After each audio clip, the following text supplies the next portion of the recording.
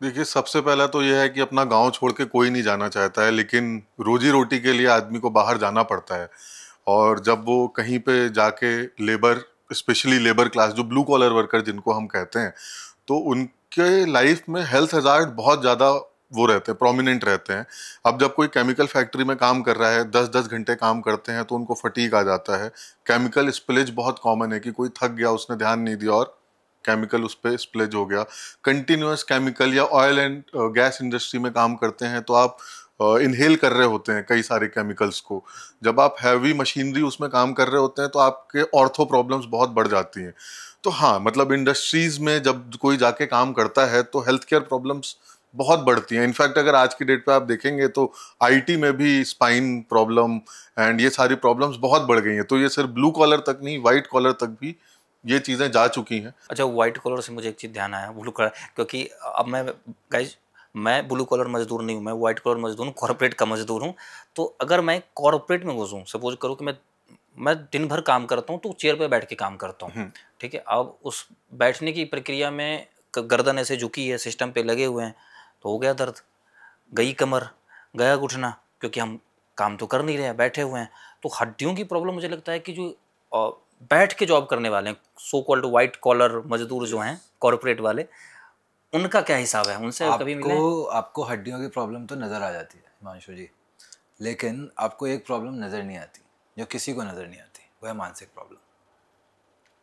जब आप 8 घंटे कंप्यूटर के सामने बैठे हुए हैं, आप घर जाते हैं, खाना बनाते हैं, खाते हैं, सो जाते हैं, जब आप धीरे धीरे डिप्रेशन और मेंटल, जिसे कह सकते हैं कि हम एक ऐसी सिचुएशन की तरफ बढ़ते हैं जहाँ एंग्जाइटी वगैरह की तरफ बढ़ते हैं, तो ऑर्थो प्रॉब्लम्स ऑब्वियसली एक चैलेंज है जो कि आपको प्रोमिनेंटली नज़र आ जाता है। लेकिन उसके साथ साथ ऐसे बहुत सारे चैलेंजेस हैं जो आपको उस समय नज़र नहीं आते, लेकिन आपकी हैबिट में, आपकी लाइफस्टाइल में ये चेंजेस लेके आते हैं।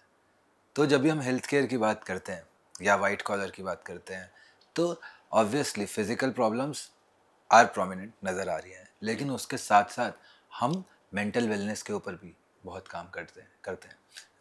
इवन आज के ज़माने में मेंटल वेलनेस पे काम करना तो बहुत इम्पोर्टेंट हो गया है। हाँ, अब थोड़ा मेंटल वेलनेस की बात करना थोड़ा वोकल हो गया है। बहुत मतलब ज़रूरी है। पहले तो, अगर आज भी पहले तो छोड़िए, आज भी अब गांव में बात करें कि ये भाई मेंटली थोड़ी सा ये होते तो उसको पागल करार दे देते हैं, है ना।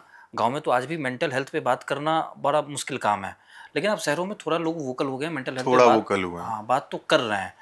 तो इसके लिए तो जब काम करना मुझे लगता है कि बेहद ज़्यादा ज़रूरी है। आपको मैं एक कहानी सुनाता हूँ।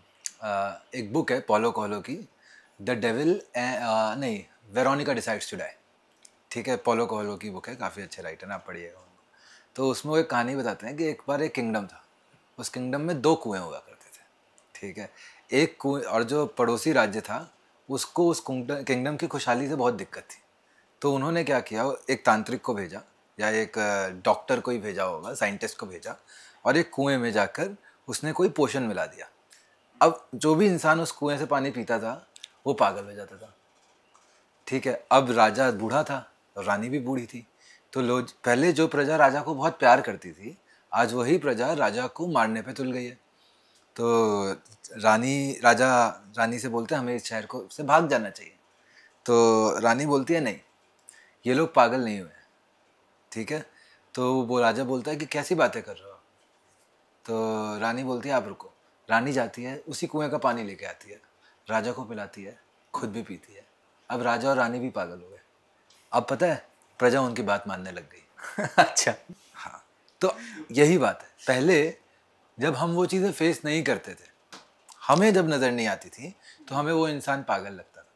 जब आज के ज़माने में आपके बच्चे, आप खुद जब एंग्जाइटी इशू से, एंगर इश्यूज से जूझ रहे हो, तो आपको वो सारी चीज़ें अब समझ में आती है कि मेंटल वेलनेस क्या है।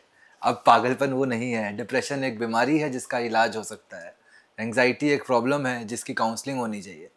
तो ये दस्तूर है हाँ, देश वो का। जब तक खुद पे नहीं गुजरती तब तक दूसरों का दर्द नहीं आता वो समझ। तो इसीलिए हम लोग के दो मेजर सेगमेंट थे, आपने अगर, कि रूरल इंडिया एंड कॉर्पोरेट।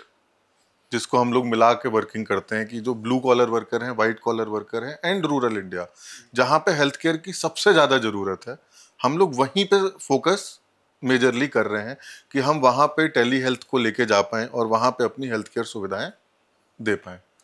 और टेली हेल्थ की जब भी मैं बात करता हूँ, हम लोग हमेशा टेली हेल्थ को ऐसे देखते हैं कि अच्छा ठीक है, ये एग्जिस्ट करता है, हम इसको कभी प्राइमरी ऑप्शन क्यों नहीं समझते?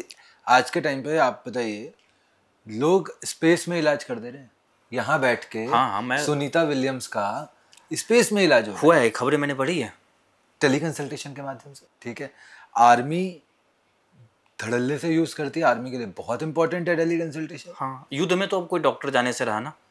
नहीं, वहाँ पे पैरामेडिक स्टाफ डॉक्टर रहते हैं, लेकिन फिर भी कई सारे एक्सट्रीम इलाके हैं जहाँ पे शायद उस समय पे डॉक्टर नहीं है, तो वहाँ पे इसका इस्तेमाल, इनफैक्ट वहाँ पे तो रेडियो फ्रीक्वेंसी पे बात हो रही है, वीडियो कॉलिंग पे भी नहीं हो रही है। मेरे कुछ दोस्त हैं जो आर्मी में हैं, मैं तो अगर उनकी यूनिट जो जैसे पूरी यूनिट गई है, वो जंगलों में है, तो उस पर्टिकुलर एक पूरी यूनिट में तो डॉक्टर होते हैं, लेकिन उनका एक कुछ लोगों का एक ग्रुप कहीं किसी मिशन में लगा, कहीं चला गया है, तो जब उनको किसी तरह का जंगल में गए, कभी सांप ने काट लिया, कभी किसी ने काट लिया, तो इतने तो उनको ट्रेन किया जाता है कि भाई आप कैसे अपने आप को ठीक रख सकते हो, लेकिन अगर कहीं किसी की हालत बिगड़ी तो वो बताते हैं कि वो फ्रिक्वेंसी के माध्यम से कनेक्ट करते हैं, वो वहाँ से बताते हैं और हम यहाँ वो चीज़ अप्लाई करते हैं, तो चीज़ें ठीक हो जाती है, मैनेज हो जाता है।